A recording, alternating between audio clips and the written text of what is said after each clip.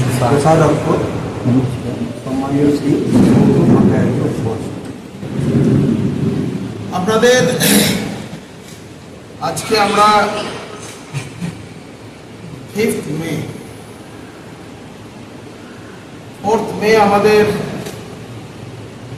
পশ্চিমবঙ্গে বিধানসভা নির্বাচনের ভোট গণনা হয়েছে। আপনারা সকলে সেখানে সাক্ষী থেকেছেন, আপনারা মিডিয়াতে দেখিয়েছেন, আমাদের জয় আপনারাই জনগণকে দেখিয়েছেন। আমি আপনাদের সকলকে অনেক অনেক অভিনন্দন জানাই এবং এই সংবাদ মাধ্যমের সমস্ত আমাদের বন্ধুরা কিভাবে প্রতিকূল পরিস্থিতিতে সাংবাদিকতা করেছেন, কঠিন পরিস্থিতির মধ্যে আপনারা ছুটে গেছেন, আপনাদের সকলকে আমি বিনম্র শ্রদ্ধা জানাই।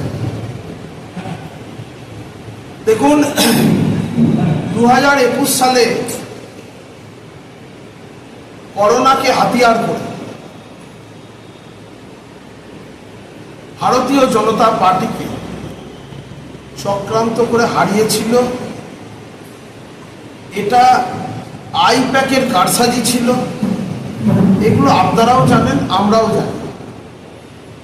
আমরা এই যে দুর্নীতিগ্রস্ত তৃণমূল সরকার, যারা দুর্নীতির সর্বোচ্চ শীর্ষে পৌঁছে গেছে। আগে তো আমরা জানতাম বালি চোর, কয়লা চোর, গরু চোর, পাথর খাদানের মাফিয়া, কিন্তু চাকরি চোর, মানুষের স্বাস্থ্য পরিষেবা চুরি, মানুষের যে শান্তি, সেই শান্তিটাই চুরি করে দিয়েছে। পশ্চিমবঙ্গের জনগণ শান্তিতে বসবাস করাটা হারিয়ে ফেলেছে। কিছু উচ্ছৃঙ্খল মানুষ, যারা তৃণমূল কংগ্রেস নামক এই দুর্বৃত্ত ঘেরা পার্টিটাকে পরিচালনা করতে গিয়ে একটা পশ্চিমবঙ্গে একটা চরম অস্থিরতা তৈরি করেছে। দীর্ঘদিন ধরে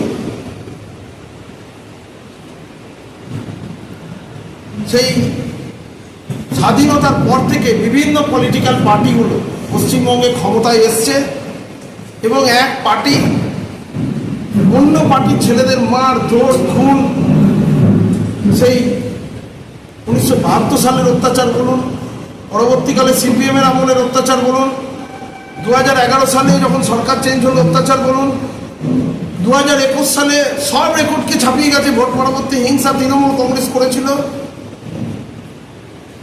কিন্তু আমরা ভারতীয় জনতা পার্টি, আমরা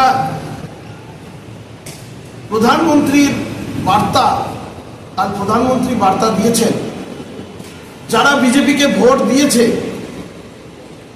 তারাও বিজেপি, যারা ভোট দেয়নি তারাও পশ্চিমবঙ্গের নাগরিক, তারাও পশ্চিমবঙ্গের এই সরকারের, আমাদের যে নতুন সরকার, সেই সরকারের প্রতি সরকারের দায়বদ্ধতা সকলের প্রতি আছে। তাই অন্যায় যারা করেছে তাদের বিচার হবে আইনের আদালতে, আইনিভাবে তাদের বিচার হবে। ভারতীয় জনতা পার্টির কোনো কার্যকর্তা, আমি কালকেই গণনা কেন্দ্র থেকে বার্তা পাঠিয়েছি আমার সাংগঠনিক জেলায়, যে বিজেপির কোনো কার্যকর্তা কারোর প্রতি কোনো প্রতিহিংসা মেটাবে না। অনেক অত্যাচারিত হয়েছে, ধনের প্রাণে শেষ হয়ে গেছে, কেউ বাবা মাকে হারিয়েছে, কেউ নিজের প্রিয়জনকে হারিয়েছে, কিছু পারেনি তো বাড়ির কুকুরটাকে মেরে দিয়ে গেছে, ঘর বাড়ি ভাঙচুর হয়েছে। 5 বছর ধরে আমি তাদের বাড়িতে ত্রিপল লাগিয়ে লাগিয়ে চালিয়েছি, তারপরেও তারা পার্টির নিষ্ঠা মেনে, নিয়ম শৃঙ্খলা মেনে চুপচাপ আছে। আমরা বলে দিয়েছি আইনের আদালতে বিচার হবে। সমস্ত লুটেরাদের টাকা সরকারি কোষাগারে ফেরত যাবে। আমাদের বার্তা। কিন্তু গতকাল নির্বাচনে জেতার পর কিছু তৃণমূল কংগ্রেসের দুর্বৃত্ত হঠাৎ করে বাজার থেকে গেরুয়া আবির কিনে নিয়ে নকল বিজেপি সেজে নিজেদের যে গোষ্ঠীদ্বন্দ্ব তৃণমূলের আছে এক পক্ষ আরেক পক্ষকে মারতে যাচ্ছে। রসিকপুরের একটা টিম কালকে ব্যাপকভাবে ভাঙচুর করা শুরু করেছে, আমি এটা জানতে পেরেছি। এছাড়াও বিভিন্ন জায়গা বর্ধমান শহরের যেমন আছে, বর্ধমান জেলার আছে এবং সমগ্র রাজ্যের আছে। এই তৃণমূল কংগ্রেসের দুর্বৃত্তগুলো তারা রাতারাতি এই পার্টি অফিসের সামনে বেশ কিছু পৌঁছে গিয়ে বিকাল থেকে এখানে টায়ার জ্বালাচ্ছে, আনন্দ উৎসব করছে, আমাদের শিষ্টাচারের বাইরে পৌঁছে গেছে। আমরা এই জনগণ যারা বিজেপিকে ভোট দিয়েছে, আমরা তাদের প্রতি কৃতজ্ঞ এবং তাদের সেন্টিমেন্টে এতটুকু যেন আঘাত না পায়। কোনো মানুষ চায় না অস্থিরতা, কোনো মানুষ খুন খারাপি চায় না, শান্তি চায়। বিজেপি শান্তি এখানে বজায় রাখবে, শান্তি শৃঙ্খলা বজায় রাখবে। আমি পুলিশ প্রশাসন সকলের কাছে অনুরোধ করছি, প্রশাসনের সর্বোচ্চ ব্যক্তি এবং সর্বনিম্ন ব্যক্তি সবার কাছে অনুরোধ করছি, আপনারা আইন মোতাবেক ব্যবস্থা নেবেন।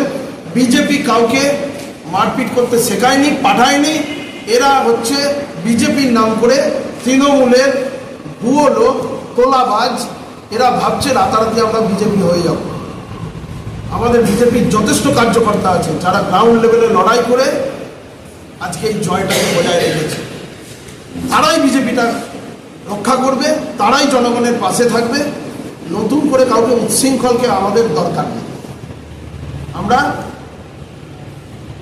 তাদের যারা বিজেপিতে যুক্ত হতে চায় পার্টির সাংগঠনিক সিস্টেম মেনে আমাদের বুথ সভাপতি, মণ্ডল সভাপতি, জেলা স্তর, রাজ্য স্তর সকলের সঙ্গে কথা বলে আমাদের শিষ্টাচার বজায় রেখে, যাদের পিছনে কোনো দোষ নাই, রাজনীতি ভালোবাসে, রাজনীতি করে, থাকতে পারে, তো এতদিন তো তারা আসেনি। কিন্তু আমরা এটাও জানি অন্য রাজনৈতিক দলের কিছু ব্যক্তি